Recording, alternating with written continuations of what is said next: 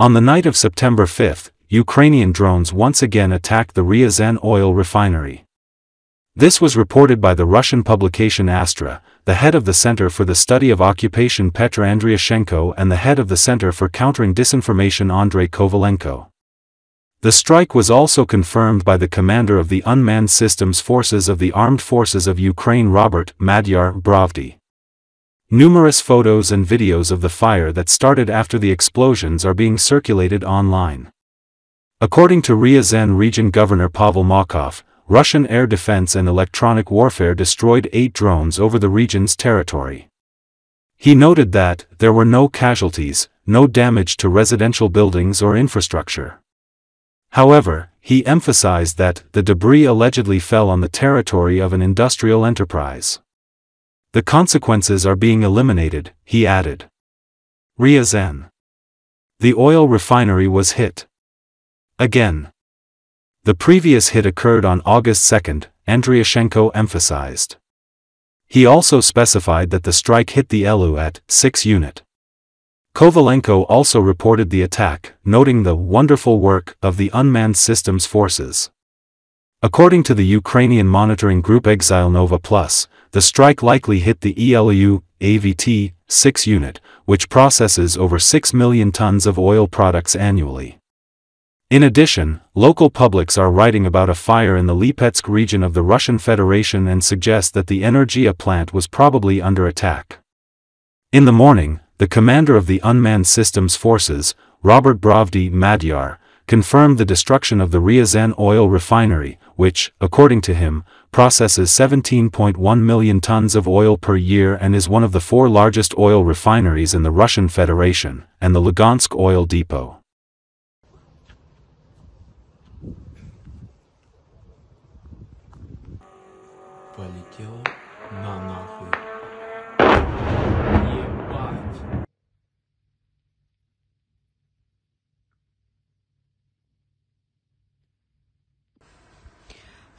Ебать, как красиво, конечно.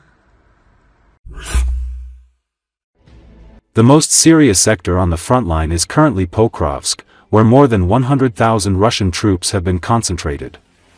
The situation also remains dangerous in the Zaporizhzhia direction, President Volodymyr Zelensky said, recently. Zelensky listed the main directions of the front line and briefly described what is happening there. Pokrovsk direction. The most serious situation is here. Russian forces have accumulated more than 100,000 personnel and are preparing offensive actions. However, Ukraine is aware of this and controls the situation. Kharkiv region and Donetsk region, the Ukrainian army is conducting active operations in these areas, and it is very difficult for the Russians there. Kupiansk, successful search and destroy operations by the defense forces. Over the past 2 days, more than 30 Russian sabotage and reconnaissance groups have been eliminated. Sumy direction, the enemy is being pushed out.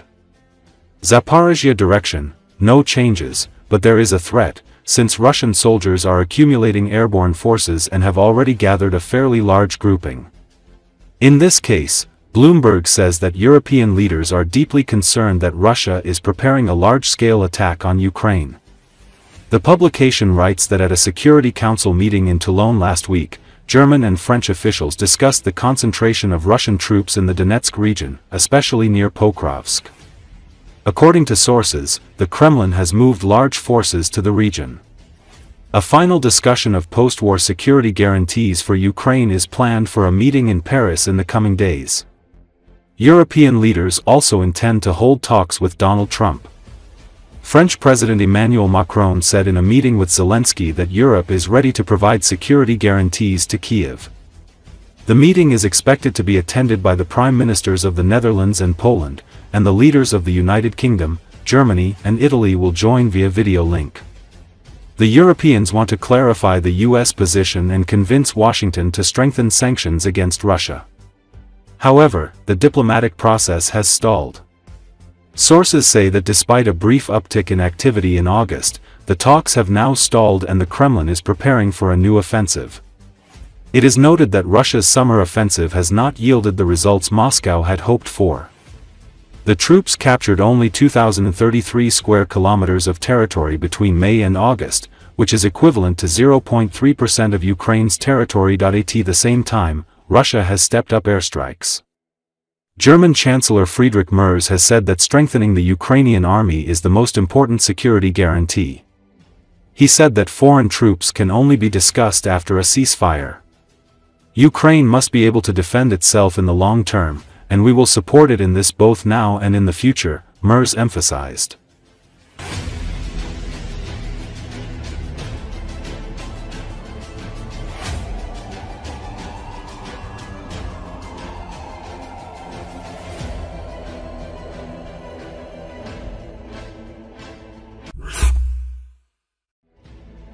Fighters of the 27th Brigade of the Ukrainian National Guard destroyed the $40 million S-300V anti-aircraft missile system belonging to the occupying Russian army near the settlement of Alexievka in the Zaporozhye region.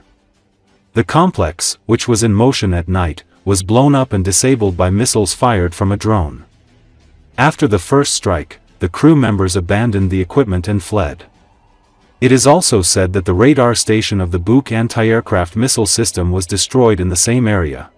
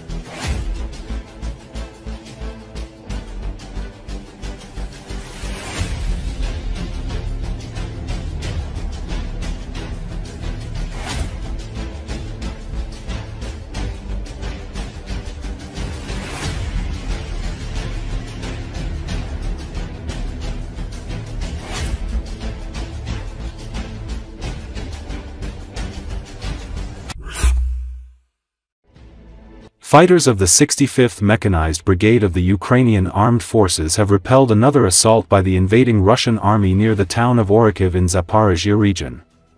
The invaders, who attempted to advance using tanks and armored personnel carriers equipped with anti-drone systems, were stopped by drone and artillery strikes. As a result of strikes from various artillery systems and kamikaze drones, at least 7 armored vehicles and more than 30 invading soldiers were destroyed before they could approach the Ukrainian army's positions.